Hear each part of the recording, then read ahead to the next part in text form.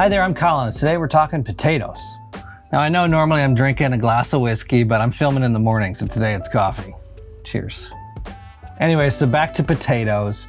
So the potato was actually originally cultivated in Peru of all places, and the Spanish came and did bad things and then took the potato back with them over to Europe. So ever since the potato landed in Europe, it really took off because potatoes are really easy to grow, they're hardy, and they're full of nutrition, and they're filling, and they can sustain human life. And everywhere the potato went, somebody turned it into a pancake. There's hundreds of dishes that are super similar that are basically potato pancakes. So there are some differences between all of the potato pancakes around the world. Some have flour, some have eggs, some have matzah.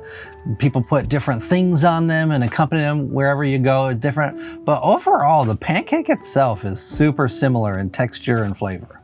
And it makes sense why this dish exists. I mean, it's super simple, you have very few ingredients, and you get a lot of bang for your buck. So the texture of a super roasty, crispy exterior with a gooey, creamy interior adds a lot of flavor to the really simple ingredients, and it fills you up. I mean, what more could you want? So today I'm gonna make a super simple version of it from this book, Victuals by Ronnie Lundy. Hers is based off of the Swedish Rösti, but then she adds some southern flair to it. We've got tartar sauce, and we're gonna cook it in bacon grease. Now I'm probably gonna piss off the Swedes with this video because when they make rosti, they fill the pan and it's like one giant pancake that they flip, but I don't know if I'm quite ready for that. So I'm gonna make little patties, and then maybe one day I'll be able to work up to the full flipper-do. All right, so without further ado, let's head to the kitchen and cook these puppies up. All right, so we're gonna start off by washing and peeling and grating up some potatoes. Then you're going to want to squeeze out all of the water. These suckers hold on to a ton of water, and that's going to prevent them from crisping up real nice. Just look at how much is coming out.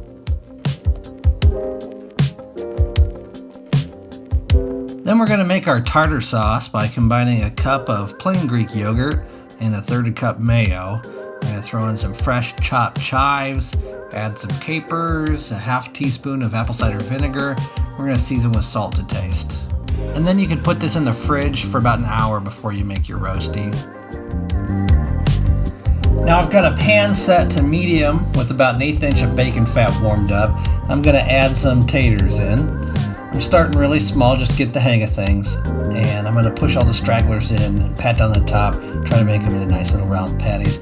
I'm going to cook this first side for about 10 minutes. Now you can see it's getting brown around the edges, and that gives you a good indication that now's a great time to flip. And once they start kind of coming together, you can peek a little bit and see if it really is time. And these were just right on the money. So you pat back in the edges and pat down the top, and you let the second side go for another 7 minutes or so. And when the second side is done, go ahead and just take it off the heat and drain on a paper towel for just a couple minutes. And now I hope you enjoy watching my attempt at making a full pan big boy rosti.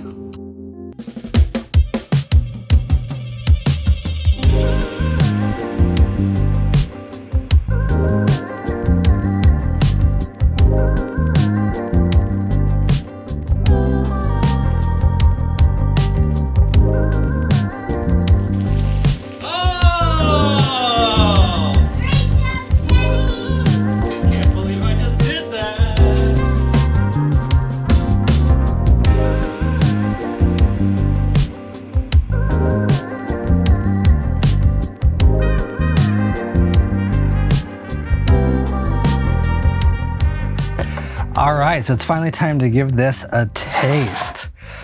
I can't believe I managed to get this big boy. Oh, hear that crunch?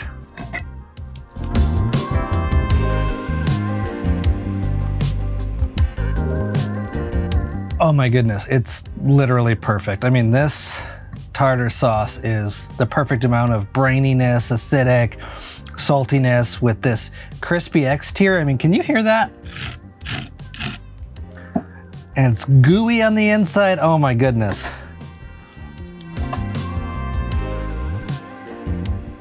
Now the tartar sauce puts this outside of breakfast to me and makes me think more of like a side dish with lunch. Like I could imagine having a pulled pork sandwich and then this with it.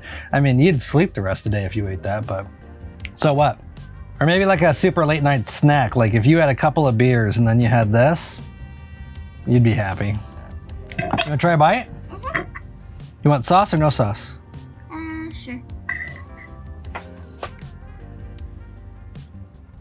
Good. You like that? Would that be like a good lunch? Would you eat it for breakfast? Yeah? You like it? I do it for snack and dinner. Oh, you want more? Oh, you know she actually likes it if she says she'll eat more. Ta-da! Oh my goodness, it's so good, isn't it? All right, say bye. Bye. All right, go away. So I would say do a couple of these really small ones and then work your way up to bigger. And this one's a little bit thicker until I finally got to this guy. And I feel like this one's the perfect amount of crispy on the outside. And then look at that, still creamy and gooey on the inside. So that one's gonna be really good. But before you get to the full big one, I think you need to see what it looks like and what it sounds like so you can flip it at the right time. So maybe before you make this for guests, you try one day of just making a few of different sizes and then you go for the big boy. And then when you have some guests and you want to show off, you can do that one. Flipping this was so exciting and satisfying. I loved it. So obviously this is like a very southern take on it with this sauce, but these turned out amazing. I mean, essentially it's a hash brown and it's awesome. So you can use these techniques. Obviously, again, the biggest thing was nailing that, getting all the liquid out. Did you see how much liquid came out? That was crazy. So I'm really happy with how this turned out, and I'm happy for how I'm gonna be able to kill breakfast for guests in the future by making this from scratch by hand. So thank you so much for joining me and for following along as I explore the mighty potato pancake. So I hope you all try this out, and I'll see you next time. Cheers.